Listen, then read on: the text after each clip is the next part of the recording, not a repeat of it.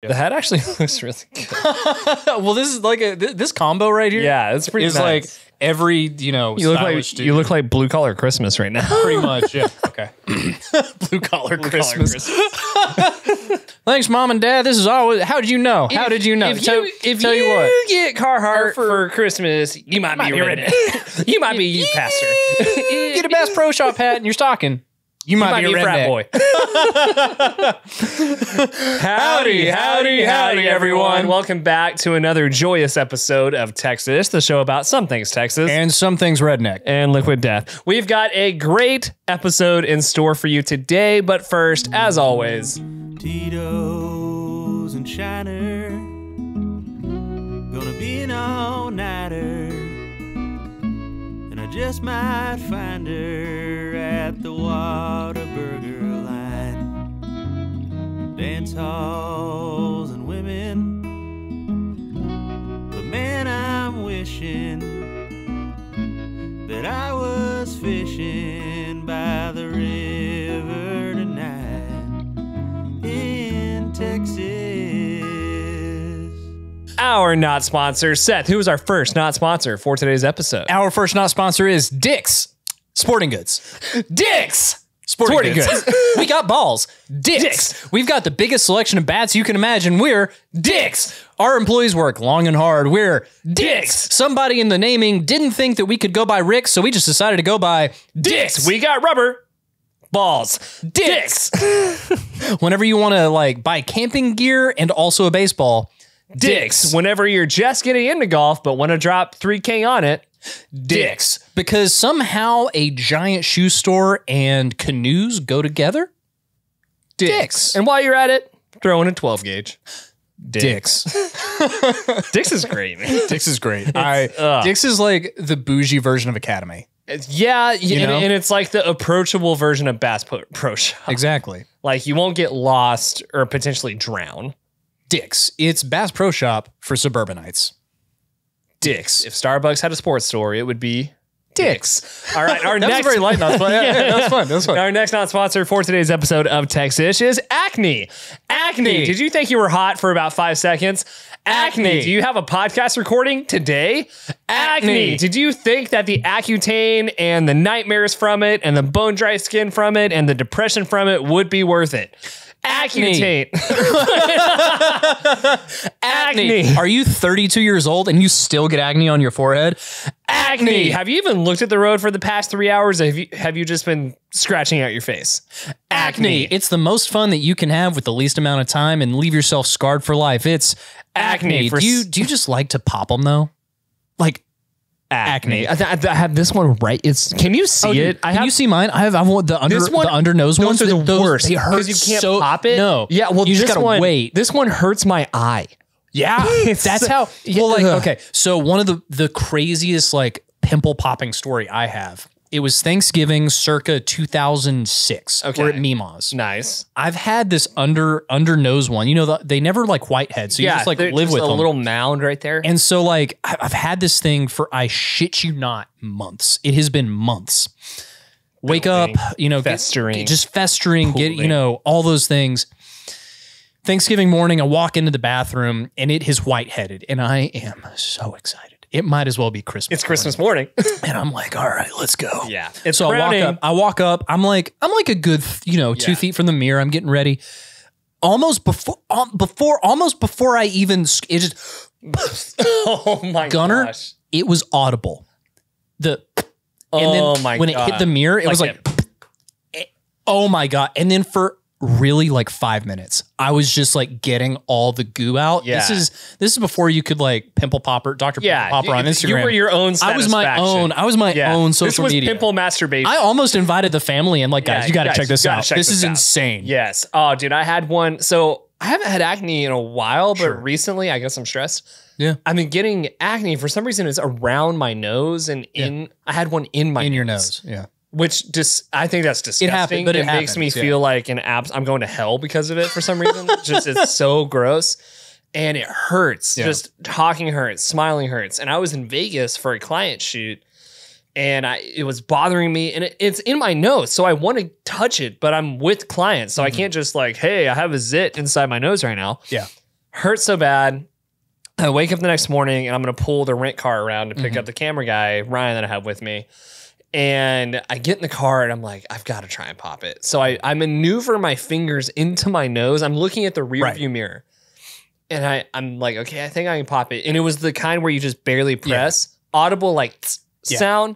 It shot past the rear view onto the windshield. Yeah, it did. And this is the I know this is the noise I made. I went, Well, it's like there's a pain to that. yeah. That once it's over, you just kind of It's kind of invigorating. And it's you're invigorating. Like, yeah. whoa. Arousing. Yeah, a little bit. Acne. What happened once upon a time in Texas history? Once upon a time in Texas history. The year's 1999. Recent. We're in New York City. That's not Texas. And the Twin Towers are standing strong. And not just because it's not 9/11 yet. It's because the Spurs have won their first ever NBA championship. Spurs ball, Let's baby. go. Let's go. Let's go. F you, Rockets. Knicks technically in that one. But Yeah, anyway. Well, I just mean of the Texas, of the Texas teams. basketball Yeah, teams. fair enough. Voss versus Va. Voss versus Va. So, to set the stage just a little bit, this is Tim Duncan's second year at the Spurs. This is Twin Towers. That's Tim Duncan and The Colonel. Robinson. David. David Robinson. Yeah, David Robinson. I keep want to say Craig Robinson because he's. but and they had the same haircut. They do have the same haircut. So, David Robinson and Tim Duncan are the Twin Towers, 7'1", 6'11". Yeah, They are Robinson's kind dynamo. of going out of his career. He's kind of winding it down. Duncan's coming in. Yep. Robinson is coming off of like this injury streak, right? Yeah. So their 96 season is like the worst season they ever had. Greg Popovich at the time was the manager of the team. Yeah. Robinson gets injured, and because of the way that the current coach was managing, Popovich fires the coach and steps in as coach himself. So this is also only Popovich's second full year as a coach. He had that half season in 96, and because that season was so bad, the Spurs get the #1 draft pick. And who do they pick? Tim Duncan. Tim Duncan out of Wake Forest. Yep. Let's effing go. Who gets named MVP that year? Yep. 2 years to the day that he was drafted. Freaking monster. And keep in mind, Popovich let Dennis Rodman go. Yeah. Because they didn't get along. Yeah. And it just kind of speaks And it's to Dennis Rodman. And it's Dennis Rodman. Yeah. Lets him go to the Bulls. It's a trade. So they, it just kind of shows how important it is to build a team around certain and players. to know what you want. And to know what you want. Dennis Rodman was a great player. an and goes amazing on to player. do good things. But Yeah. he didn't fit in Popovich. Did not fit in Popovich's system. And Popovich's system clearly worked because starting in 1999, they go on a rampage. The Spurs become one of the biggest dynasties we've had in recent memory. That no one talks that about. no one talks about, Yeah. and I actually like that. I like it, but In a there's way. yeah, but it's like I get it. But think about all these superstars they have. Yeah. Tim Duncan just like hanging out in San Antonio. like you could You could go to the Riverwalk Yeah. and be like, is that Tim? And people That's be Tim Tim would be like, hey. Ew. I assume. Hey, that's kind of what it sounds. Yeah, kind of. I've never met the man. Yeah, not yet. I'm trying to remember the guy's name. Avery something made the last shot, 45 seconds left. Yeah. And they won 4-1. Yep. Previous to that, they swept the other 2 games, beating the Lakers and the Trailblazers in shutouts. Yeah. It is one of the best seasons the Spurs have ever had. Also, interesting to note, they won 31 out of their 36 last games. Yep. After losing like 6-8 in their first couple. They started kind of And it was the truncated season because they had the lockout that year. So just crazy stuff happens. All this leading up to the Spurs' first ever NBA championship. of many. They would go on to win 5 in the next because they did 7 2 years. in a row. They I did think 2 they in had a 2 in a row. row, and they had the actual dynasty, which is crazy. And again, we're never gonna have a last dance about Tim Duncan, about Tony Parker, about Manu Ginobili, Because they were team players. They were team players. They're in San Antonio, a small market team.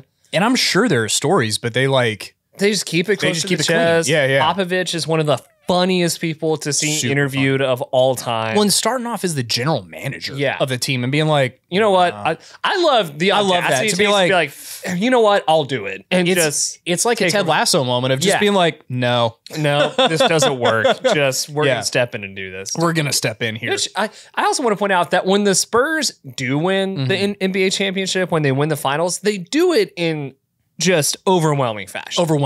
Seldom have the Spurs won a finals 7 games. Barely. It's always it's always like 4-1. It's always like 5-2. 4-2. Like or whatever it is. 4-2. 4-2. 4. I know. It's always 6-1. It's always 6-1. Yeah, they just keep letting them play. So in my head, I've got the way they structure this because they go 2 games home team advantage, 3 games, 2 games. Yeah, just like the World Series. So a lot of like numbers in my head that don't make sense right now. Math. But Spurs. Shouts out to that first finals. So that's their first one. I do also think it's interesting they started out as the Dallas Chaparrals. Yeah. That was their OG team. The actual franchise. Yeah. And then they moved to San Antonio, became the Spurs quickly. Mm-hmm. They were bought by that group of businessmen. Yeah. And they were originally in like the American Basketball Association, the ABA or something. They were in the NBA. The ABA consolidated like that year. Oh, I thought they were part of the ABA. I don't think so. I think as the Chaparrals they were. Oh, yeah. You're probably right. I think. We're going no phones on this. Yeah, we're going no phones. Jake, can you look that up and just say it in my ear just because it will bother me? Anyway. Gunnar in the sports knowledge. I thought they were Anyway, you're probably right because sports is not my forte. Well, I could also be wrong. But either way, it's just a really cool story because they were always like a good team. Yeah. They were just very slept on. Yeah. And a small market team. The part that's interesting is that they then got great and were still slept on.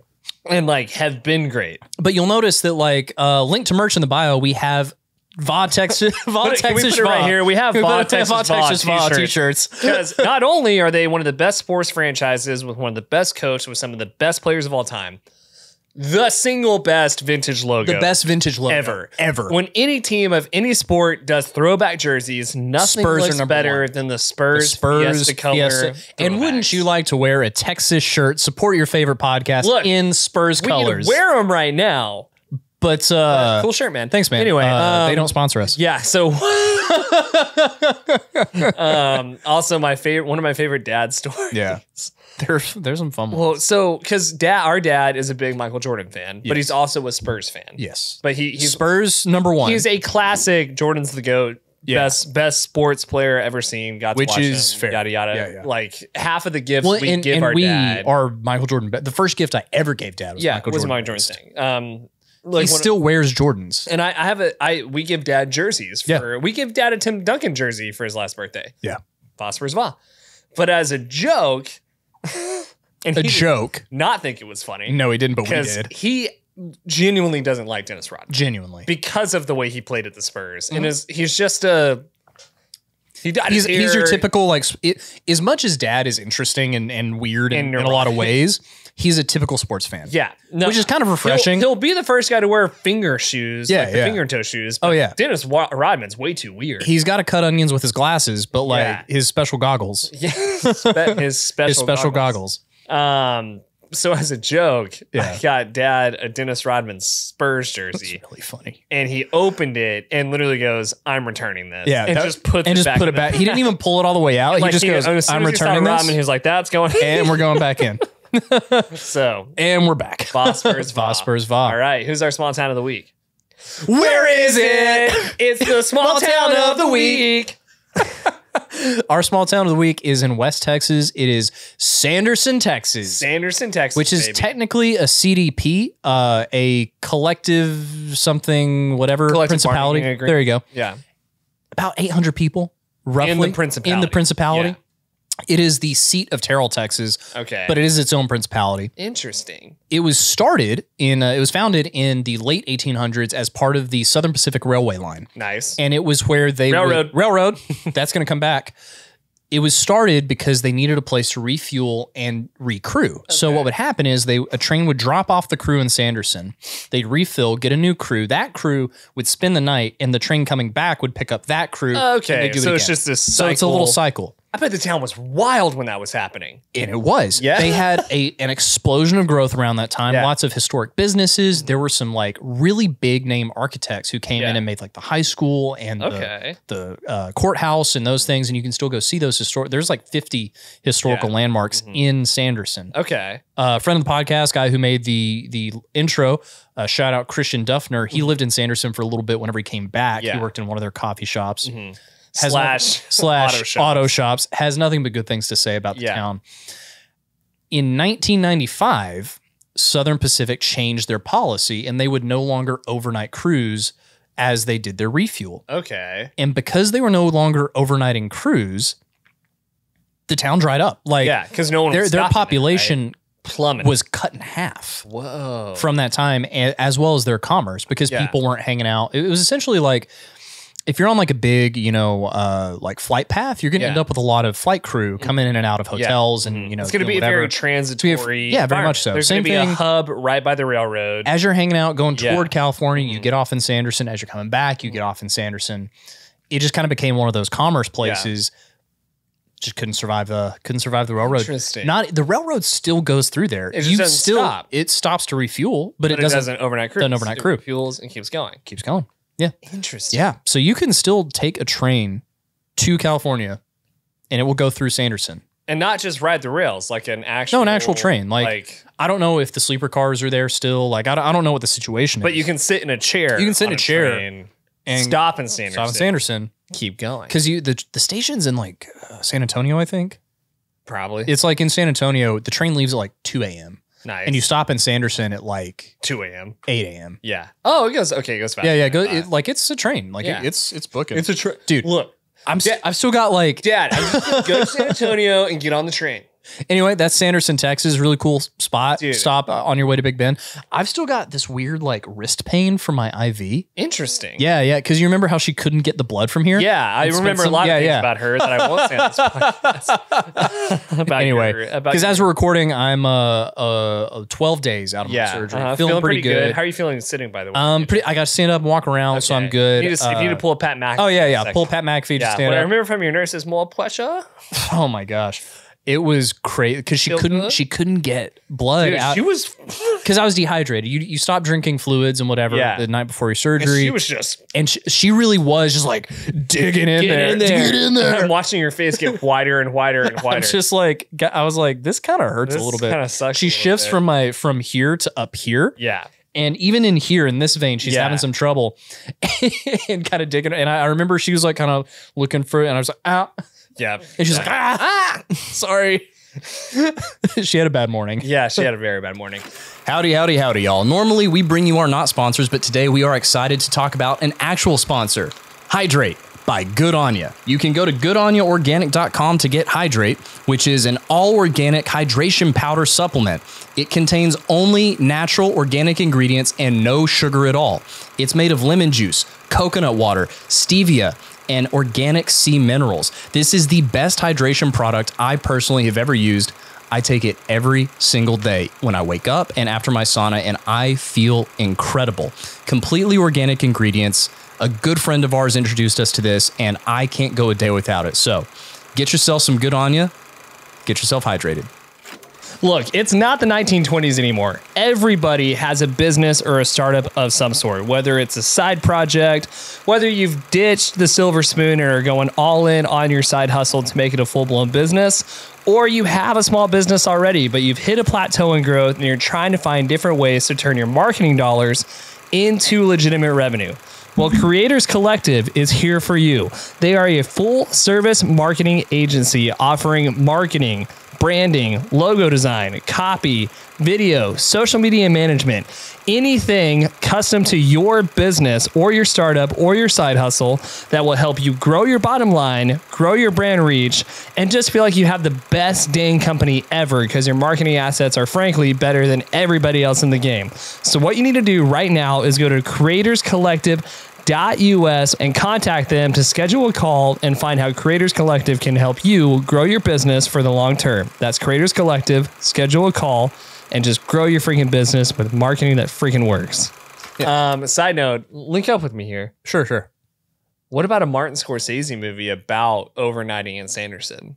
One Night in Sanderson? Yeah, like One Night in Sanderson, just like a Wolf of Wall Street style. Would it be a period piece? Like probably back a in period the piece, 1900s? but just show almost a Linklater meets Wolf of Wall Street movie that'd about be fun. nothing. But because I'm imagining that these crews, because of the transitory nature of that job and the town itself, I'm sure it was wild. Like no rules. What are they going to do? Arrest me? I got to get back on the train tomorrow. And Sanderson already has its feet in media because if you remember, No Country for Old Men takes place, that original town is Sanderson. And then in his other Border Trilogy book, something Plains, they end up in Sanderson at a point in the book. That's like a big part of Cormac McCarthy's just be pretty geography. Interesting, like train people, I'm for townspeople. Copyrighted. You can't take it. That's our idea. Nice. One Night in Sanderson. One Night in Sanderson. Okay. That's our. That's a Texish production. It's a Texish I'm not production. pitching that to anybody else. Oh, that's ours. Starring Timothy Oliphant. Anyway, it would have to star Timothy. It would have to be either Timothy Oliphant or Glenn Powell Jr. I'll give Glenn a shot. You would have to, but I would have to tell him how to do his job, right? Which would be annoying because I'd have to step in and be like, "Glenn, this is what what it looks like. Yeah, just do it this way. Just come on, be like." What we would do is we would say it was him, but you would model it every time, and then we would just hot swap it. We would have to fake. It would be a deep fake. Just like here, stand in front of the camera. We got now. I'll step in. It'd be a very shallow fake. Yeah. There you go. Yeah. You want to hear about our badass of the week? Who's our Texas? He's the badass of the week. Where is he? Where is he? Who is he? Who is it? Who is Who's our badass of the week? Where is Ocean Avenue? All right, so our Texas badass we are unhinged on this pop punk stuff. I'm gonna have to listen to the new Fall Out Boy. It's all the album. So our Texas badass of the week is H.L. Hunt. H.L. Hunt. H.L. Hunt. Okay.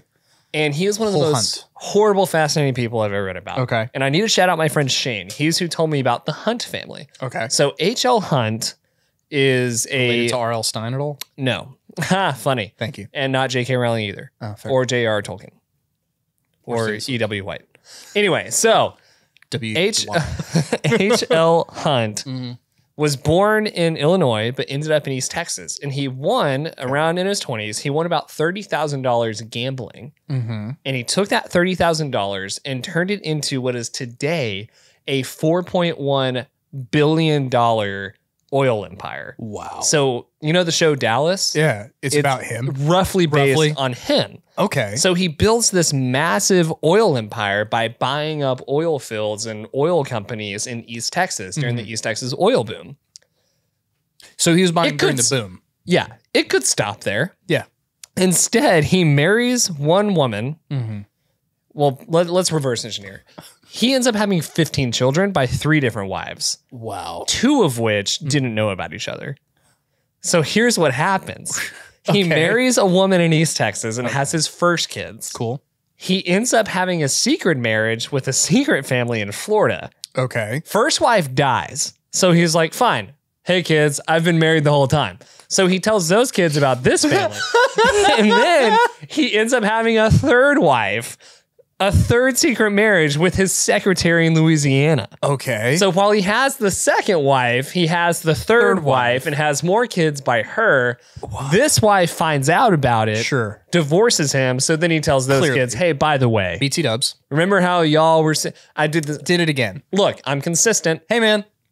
I'm not a good guy, but I am consistent. I am consistent. you can color me consistent. Look, you can call me a lot of things. Unpredictable is not one of them. Exactly. So while he's building his empire, he's also spreading his seed, clearly. So he ends up having just this massive interrelated family of like 15 different kids by 3 different wives, the youngest of which, Lamar Hunt, goes on to start the American Football League, the AFL, and came up with the idea for the first Super Bowl. So that happened. He lobotomized his oldest son because he was being too erratic to take over the family business. So he pretty much institutionalized him. Dude, thank God that you couldn't do that whenever I was growing up. Same, dude. Yeah, that emo phase would have not lasted very long. I'm sorry, you like listening to your music how loud? How loud? So yeah, like just this crazy oil tycoon dude. Gets even worse. Okay. He potentially is tied to the JFK assassination as the initiator.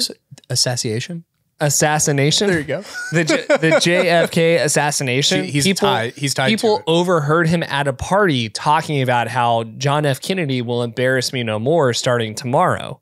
Tomorrow being when he landed in Dallas, and he was shot and killed. Oh my goodness! In Dallas, so nothing no consequential, concrete, right? But a lot of reports Very about how he hated JFK. Sure.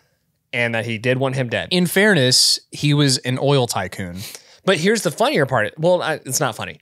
Interesting part. Interesting part. Because JFK was a Democrat. Yeah. But he was a Northeastern Democrat. That's true. This was we're still in the 40s, 50s, 60s when the Southern Democratic Party has ties to the KKK. Yeah, at this point. And so does he. He was a member of the incredibly racist KKK associated Democratic Party in the South.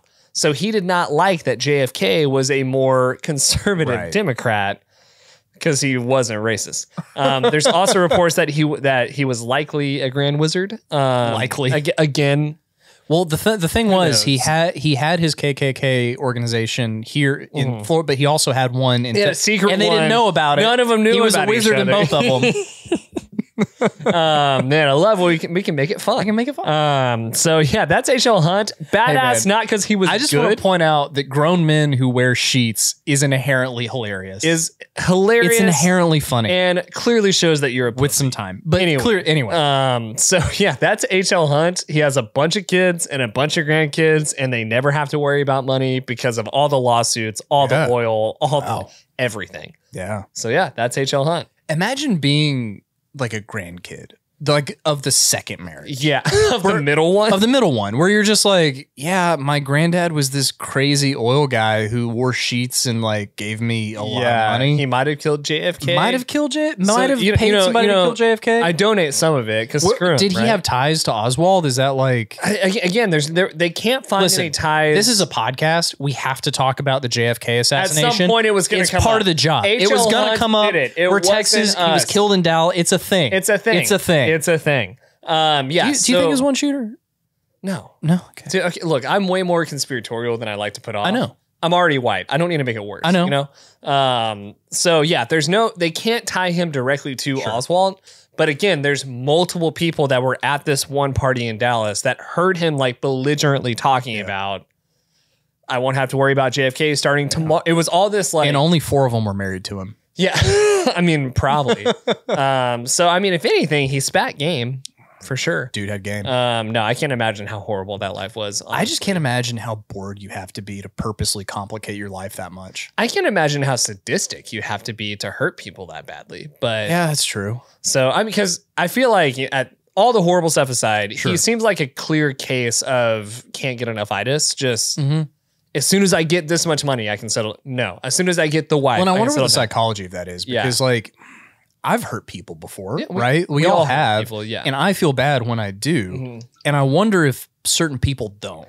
Like, if there's just like this thing in some people where they don't have that guilt. Well, aren't they called sociopaths? I think that's a sociopath, right? I think. Because the difference between a sociopath and a psychopath, I think, is violence.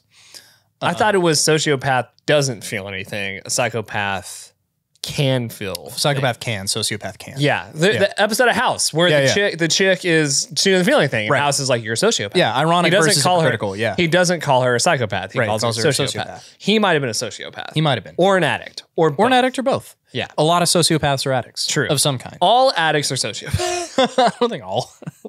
Liquid death for all you addicts out there. Addicted to liquid death. Murder your thirst. That turkey. Oh. Liquid death. The Oswald of waters. The H.L. Hunt. No. Pay us. Anyway, so yeah, that's H.L. Hunt, the Texas somewhat badass, interesting character of the week. You want to talk about dating? Yeah, let's talk about dating. Smooth transitions. What's a segue? So segues are weird. $10 to anybody who gets the reference. Oh wow, that's you know the reference, dude. We're on. Right? I do. We're on the internet, so. See what Reddit. We'll see what happens. Anyway, cool shirt, by the way. Thanks, man. You too. I like that. Thank you. So, want to talk about dating a little bit because I don't know if it's sure. Well, and at some point, a friend of the show, Welcome to the Peasantry, Charts by Charlotte. Charlotte is going to come on at some point. Yeah. And she's got this amazing kind of like charted dating experience thing on social media. We should like look, we'll plug it maybe Right here. if we can. And we do want to have her on at some point to talk about the like various eccentricities of dating. Yeah. But we wanted to set the stage and just talk about what it's like to date secularly and Christian wise, Not non-secular. non-secularly. Yeah.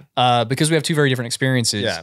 And talk about the overlap of the current dating culture and how it's starting to bend a little bit toward like Christian dating. Almost. Yeah. Well, and it was sparked because I saw that good friend of the show, Chris Williamson, has been posting a lot about dating, and there's all this research coming out about in between putting Visine in his eyes. Exactly. In between never blinking, he has been putting out some podcasts and some content about like modern dating statistics. And it's very interesting. Well, it's super interesting because it's showing that there is such a thing as having too many sex partners and the implications of that. Well, the implications of having certain amounts of sexual partners increases your likelihood of divorce significantly. Yeah, and research about moving in together or moving in together too early increases divorce, and showing that people who commit to one partner for the rest of their life are have a higher likelihood of staying with that person and are significantly happier.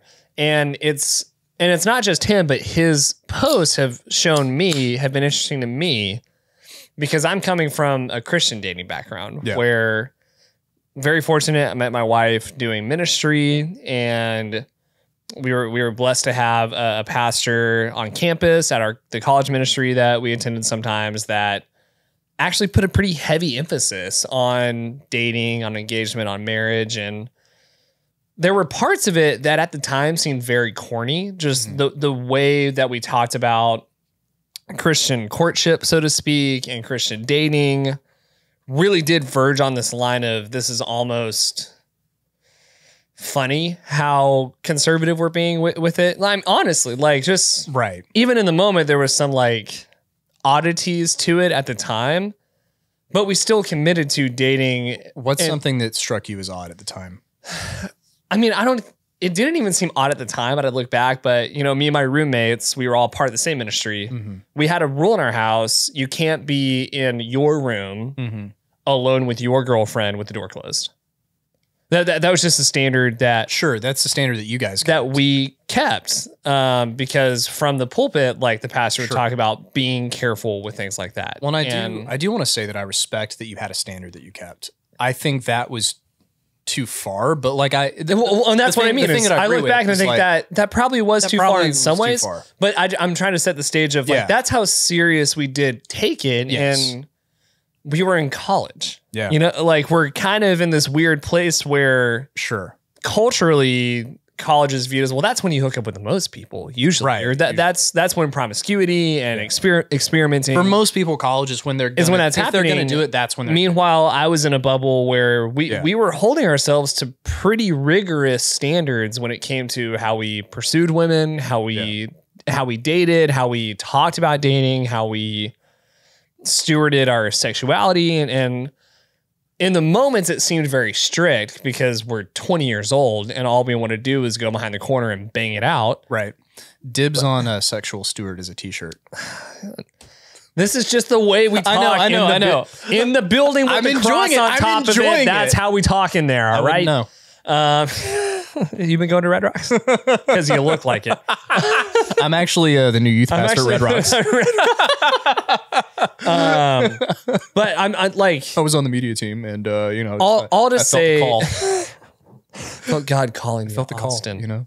Call, never mind. Just when Christians are like, God called me to Denver, God called me to Austin. No, he didn't. No, you just think the city's cool and you need a reason. Yeah. It's okay to like things. Yeah. Anyway. Just say you like it. Different soapbox. Yeah. So that sort of, the bubble we were in, that was the standards we were trying to uphold when it came to dating, when it came to... Yeah. And to be clear, I really respect that you had a structured way of doing it. And I appreciate that. And at the time, I still am serious about it, but I was very like... This is how we're going to date. And this is how dating should be. Which is actually kind of cool because when you have the framework, it allows you to step in and say, I am holding the standard. Yeah. Which is good because then as like on the opposite of it, right? Like a woman that you might date gets to look to you and see, are you going to uphold these standards? Yeah. Well, and that's one of the things I appreciate from dating that way is I did get to, in a way, lead when it came to, I mean, it wasn't like I was usurping myself over virginity. That's how we date. But we got to talk about these are the standards we want to uphold while we're dating. Yeah. And then I had the opportunity outside of marriage to like see, like, can I lead in this way? Can I be the one who's helping us stick to these standards? And if I'm failing at that, what am I doing about it? And that does carry on into engagement. What are the standards we want to have when we're engaged? Right. Into marriage, while we're as a couple, what are the standards that we're going to uphold as a family? Yeah. Well, and there's that old saying, how you do anything is how you do everything. Exactly. And it does, I don't know that that's 100% true, but I do know that how you start doing something is how you tend to continue doing it. It's harder to about face when it comes to these if you just kind of like are floating around, sleeping around, dating this person, dating that person, your lines are kind of messy. It's going to be hard to tighten that up. Yeah. And so I'll just say, like, that was how I dated the one girl that I've ever dated and I'm now married to. Well, you dated other girls. But it was like... You've only had 2 serious relationships. Yeah. And one of them was And one of them you got married to. Exactly. Yeah. And the other one, I didn't have standards. Honestly, there were no standards. There were no standards. Yeah. You were just like... I was a teenager and it was high school and it was... And that was that's why we were dating. Yeah, like 100%. She's a great person. Yeah. Is still a great person. She's gone on to have a successful career. Yeah. Really. But like, we were in high school. You were in high school. And we had similar interests. So and then we didn't. Liked each other enough. Yeah. We were in high school. Yeah. But it was interesting to have that experience with dating. And one, at the time, see people around me who weren't Christians or maybe were Christians, but not taking that part seriously. And so like the way I was dating was weird. It was very, very conservative compared to hooking up, going to parties, having multiple partners, talking to someone, but also going on dates with this person. It was just different. And then when we got beyond college, my wife and I didn't really have any bad feelings about the way we dated or the culture, but we were definitely like, that was pretty intense. It's extreme. As far as the bubble that was pretty intense. Even for the bubble of A&M, it was intense. Pretty intense. And there was a while where I didn't so much resent it as I just had some like, did I do baggage around it? Yeah. Like, did I do that right? Was it too much? Like, I never looked down on people who weren't dating that way, but it definitely like set us apart. So it was just, it made me where I didn't know how to approach conversations about dating with people who weren't Christians because the way you did it was so different. So different. Yeah. And now I've actually gotten to a place where I'm like, no, I'm so thankful for the way we dated. And frankly, I would recommend it to anybody, even if they're not Christians, because of the standards. Yeah. And it's been interesting to see research and influencers in the self-help relation space start to talk about dating in a way that I've heard in the Christian bubble. And it's just, I'm sitting there listening to it and I'm thinking like, oh, you're saying what Pastor Ben Stewart said, just it's not in reference to scripture. Right. And so there's one part of me that thinks, can we go a step? There's a Christian in you. I'm a Christian, not the Christian part of me, but as a Christian, there's that part of my heart, my soul that thinks, can we go a step further? There are things within the belief that I have. What's the step further that you would go? I don't think it's even further. Can we add God to the conversation? I think that's what I think is because it literally is like you're talking about something that is in scripture, like the standards that you're laying out or the research you're showing that is showing that. Well, to be fair, scripture doesn't talk about dating. True. It says one thing about dating. Well, it doesn't really say one thing. Well, it says one thing about dating or choosing your partner. It says choose a partner that you would go to war with. Yeah. That's what it says. Be equally yoked, yada, yada. There's the book. And that's in reference to marriage. Yeah. And there's Song of Solomon that's talking about engagement in marriage. But that the reason I'm so thankful that we had specifically Ben Stewart is he's the only pastor who I've ever heard in the dating, because every pastor has their dating series, and usually it's bad. I'll be the first to say usually it's bad, usually it's off base, usually it's not helpful. Ears. Yeah. It's the opposite of helpful. But Ben was the first one to say, first off, the Bible says nothing about dating. That's why this is so confusing. Yeah. Like, that's why this is a really weird. Well, and contextually, area. there's no reason the Bible would say anything about dating. Dating did not happen. Not really. Didn't exist. People got married back then 'Cause the to pig unite was big. families. Yeah. It was basically business deals. Yeah. For the most part, you ended up with somebody because it was good for both families. Both families. Usually the equal stood dude's to family benefit. more than the Yeah. other one. And you might fall in love, you might not. But I mean, love there are wasn't a part still of it. there are still cultures today that do arranged marriages. Yeah. And a lot of as those often cultures it's are love like, marriages. why would you marry for love? Right. Like what What do you What mean? is that? Like, why would you do that? But coming back yeah, to because that's a whole other well, I mean, conversation. it's not. It's the same conversation. kind of. No, directly. Because we're talking about how to date, what's going on in dating, and You're right. within the context of like Christian dating, you have to mention that if you are creating rules for dating, the Bible actually doesn't give you much guidance. Yeah, that you are correct. Yeah. And that's where it gets weird because people try to pull other scripture to like inform what dating is, when I do think what it comes down to is whatever scripture says about being a loving, good person Yeah.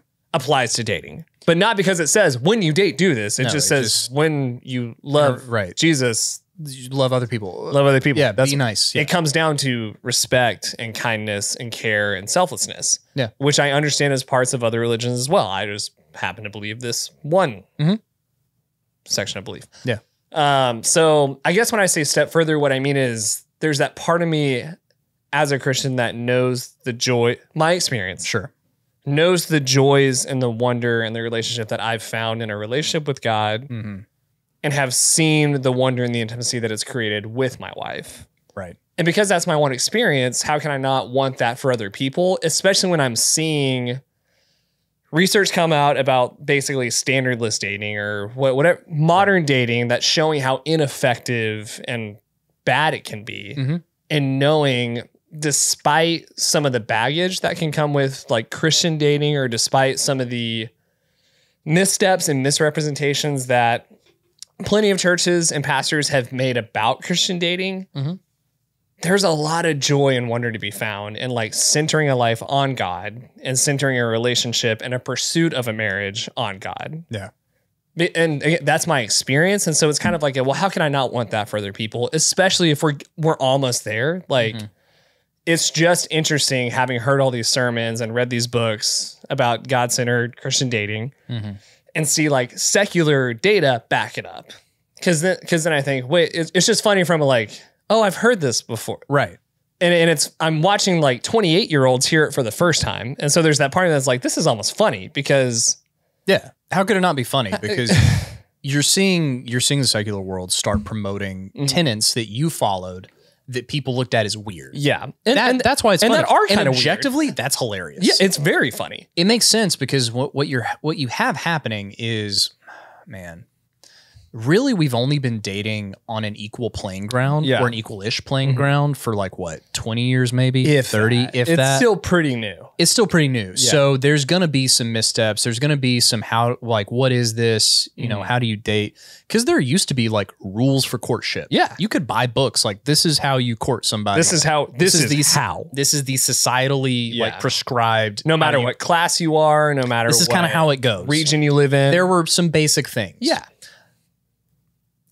That doesn't really exist anymore. And so you end up in this left swing, like this wide swing this way. I don't want to say left, just like this swing this way Loose. on like, you know what? The world is your oyster. Have fun, Dude, you know, kind of like I keep coming Summer back to of Love, like like structureless or structureless. standardless standardless date as many people as you can, and definitely the apps messed it up a lot. Yes, because now suddenly it's just a meat market, and it purely is. Especially when you're in it. Am I physically attracted to this person? Yeah, and that's your first basis. your thing. One, you get to.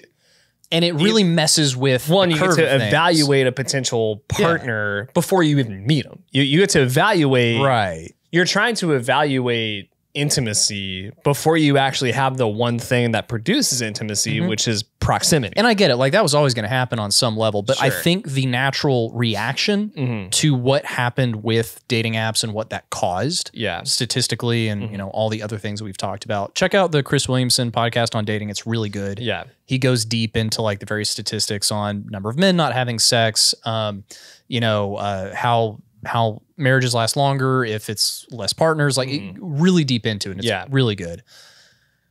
Back to, we're in this position where people are craving meaning. Yeah.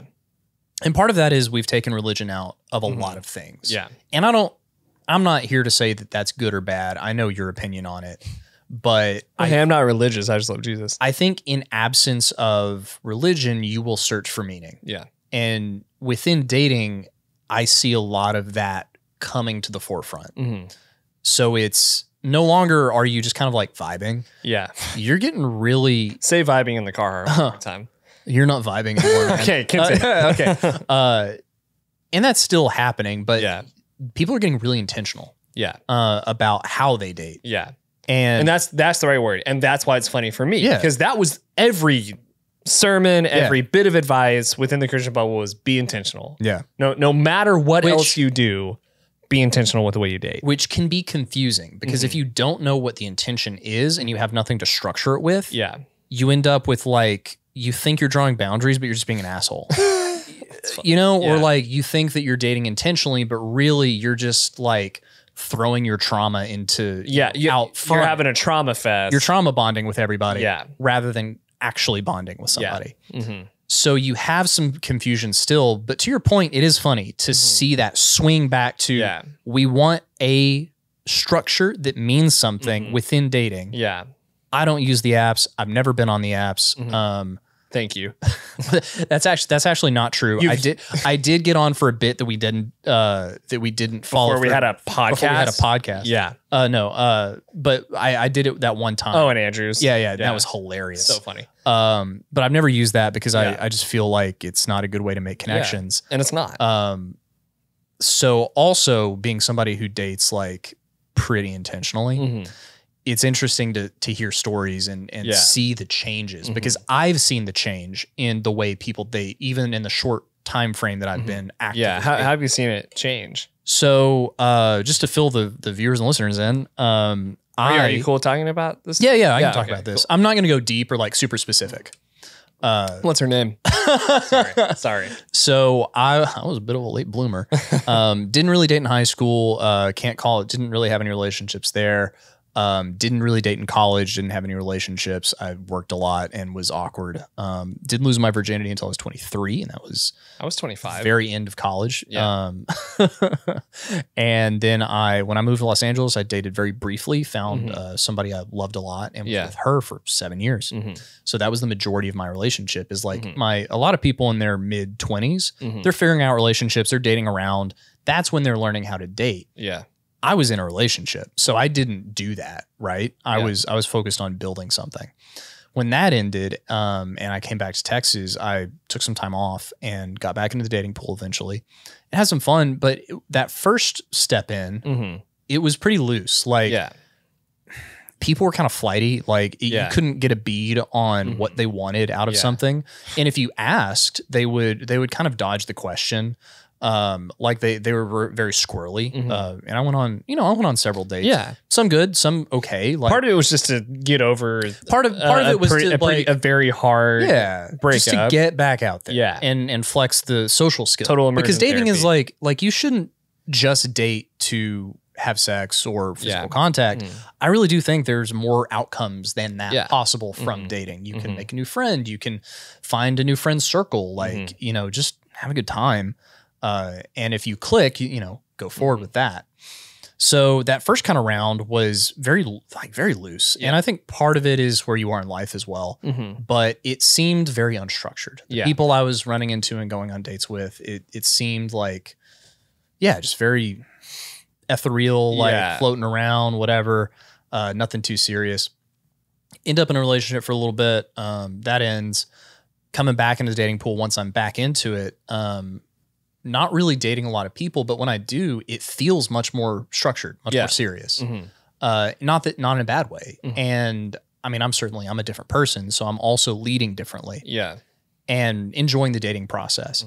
But I can hear in the language, people are talking about like, what is your timeline? Yeah. They're very upfront with like, what do you want from this? I'm sorry, but like, it's like, that is Christian date. when I was 20 Sure. years old, when I was 20 years old, that was how we talked about dating. And it's just interesting to here's the funny part to observe me. people in their late 20s and 30s are just now starting to talk that way. So my opinion, again, remains, it was so unstructured for so long. This is a hard swing the other direction where we're trying to create a framework. Yeah. And really the only framework in America, at least, is a Christian framework. Yeah. That is how it kind of because it's the right ones. Sure. In absence of a defined God, people will seek spirituality. Yeah.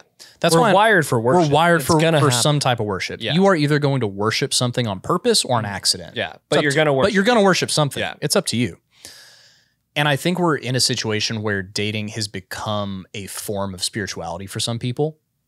And I don't mean that in a bad way. Yeah. I think it's just how it's happening. Yeah. And people wear more beaded necklaces. Well, I think a lot of pressure is on it. I Yeah. think that as we're trying to like build communities and find that meaning, there's a lot of meaning being placed on relationships, which is why people like Chris Williamson reverse engineer them. Yeah. And it's like, why are we dating the way we're dating? What is happening? Why is this swing happening? Why is this swing happening? Yeah. And in my opinion, it is the absence of spirituality. Yeah. And it is people prescribing it into places where they normally would. Yeah. They're injecting meaning into meaning into something. Yeah.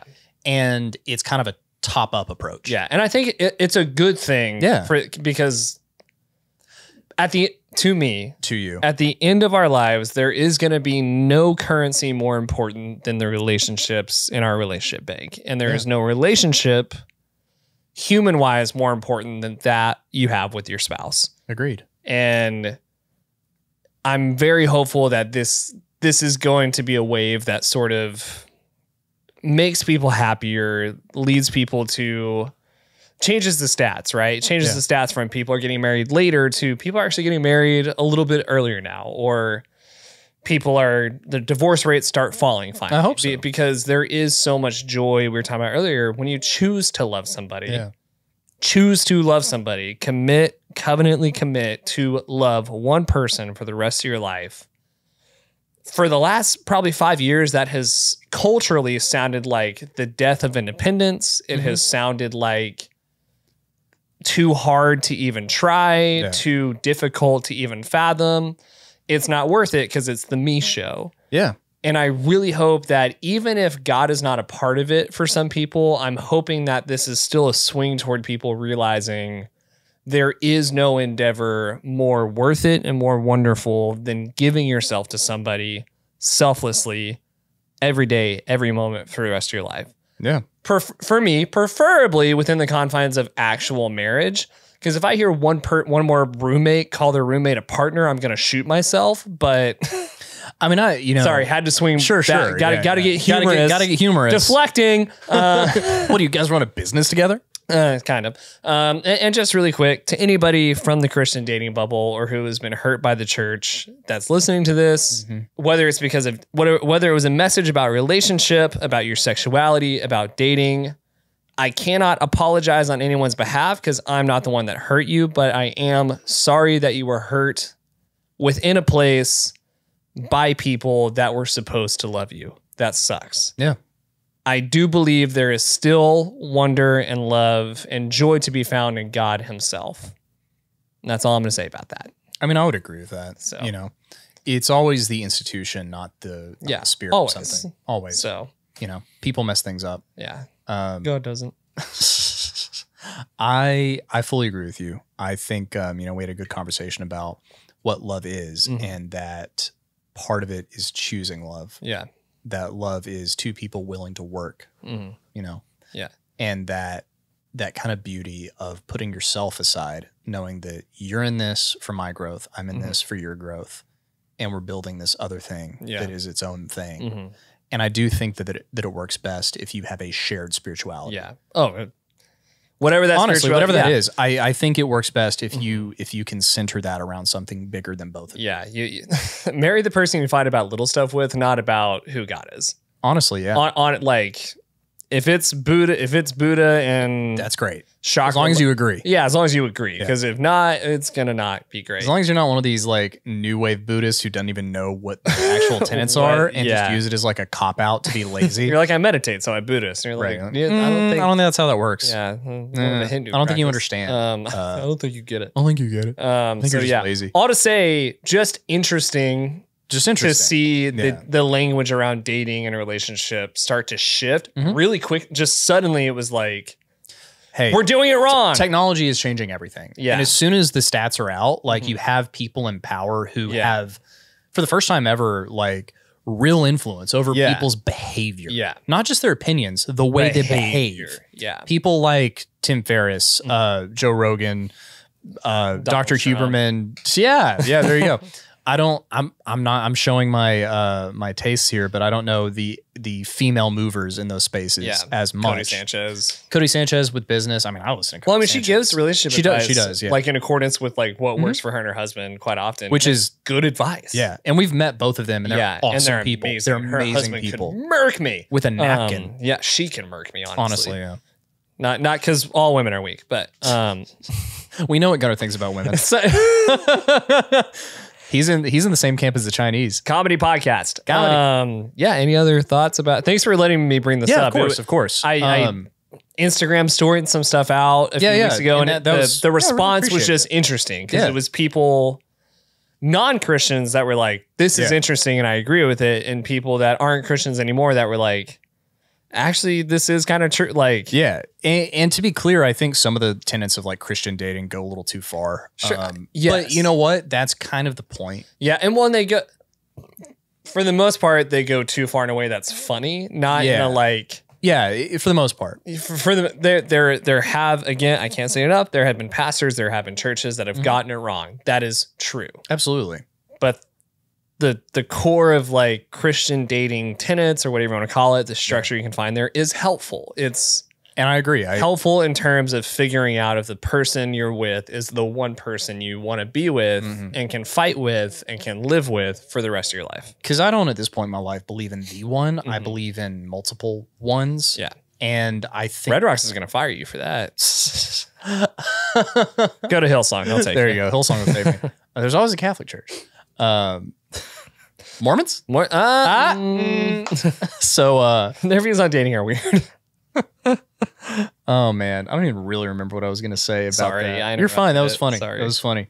Overall, I think we can agree that the tenets that seem to work are the ones that don't have sex immediately. Yeah. Save it for marriage if you can help it. If you can help it. Yeah. Don't, be too promiscuous. Yeah. That seems to hurt. Make sure that you share values. Yeah.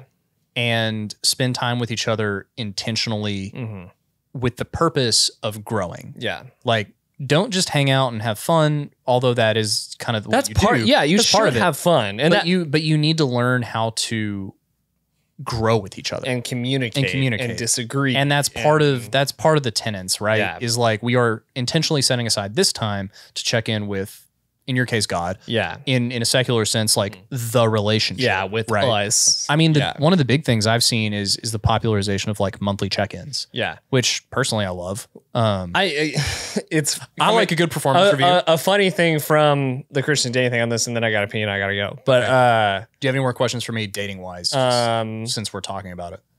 Not off the top of my head. Do you have any for me?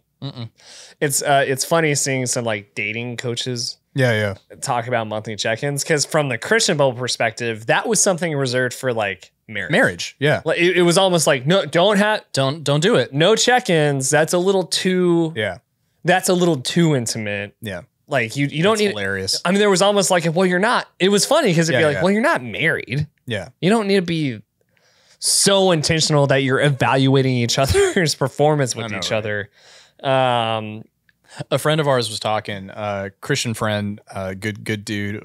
He was like, we had our first monthly check-in, and it was because it had only been a month. Like we didn't have anything to talk about really, and that's why I think there's some validity to like. Well, yeah, for sure. Hold off on but dude, that. People get married so fast. Like it's the same principle for sure. Yeah. Again, just funny seeing that the advice for dating is monthly check-in, whereas my advice was stay away from monthly check-ins and don't you dare pray together. Honestly, Wait, don't pray together? Yeah, don't pray. The ministry we were involved in, the leader of that ministry, because we were on the same ministry team, we had to get permission to date. Sure. So we're on the weird, I mean, that's like whatever. we're on the weird part. And we had to have a sit down with him. That's weird enough. We had to have a sit down with him, and we are dating. Is that okay? Since we're on the same ministry team and working with kids. What if he said no? I look back, and I'm you like, look back what? like, If what? he had said no, we just would have been like, Done it okay, anyway. and then lied about dating. Yeah. So Yeah. there you go. There you go. Again, weirder part. Yeah. But the last thing, he looks at me, he points at me, he goes, the one thing I will tell you, young man, don't you dare ever pray with her until you're married. Because that is the most intimate, wonderful thing. And I understand what he was doing. Sure. I really understand what the advice was. It was the way he did it was very intense, and I was like, okay, I won't pray with her. I don't pray with it. I wasn't dying to pray. Oh, Gunnar. Part of me was like, yeah, that'd be kind of weird if I was like, all right, let's go pray together right now. It was, I understand now being married, praying together every morning, every night, like that is very intimate because we're sharing parts of our soul with each other and with God. But we did pray together before we got married, and it was totally fine. It was totally fine. It was actually good. So Abortions were still legal, so it's fine. all right. Hope everyone has a great rest of your day. Oh man. Feel free to send in your thoughts about Christianity, dating, God, and abortions. And we hope that you all have a great day. Make sure to buy our shirts at texashpod.com. Follow, like, subscribe, hit up all the videos. We appreciate every one of y'all so much. Bye y'all. Howdy, howdy, howdy, everyone. Thank you so much for enjoying this episode of Texish. If you liked it, subscribe. That way, anytime new reels or new episodes come out, you'll be the first one to know. It'd also, frankly, help us keep doing something that we love. We hope you love it too. If you've been listening for a while or you're a new listener, go to our store at texashpod.com. We've got a couple of t-shirts there. You can see one of them right here. They're really good, really high quality, and frankly, we just think they're the best. So go buy a shirt, make sure you subscribe, and thanks for tuning in.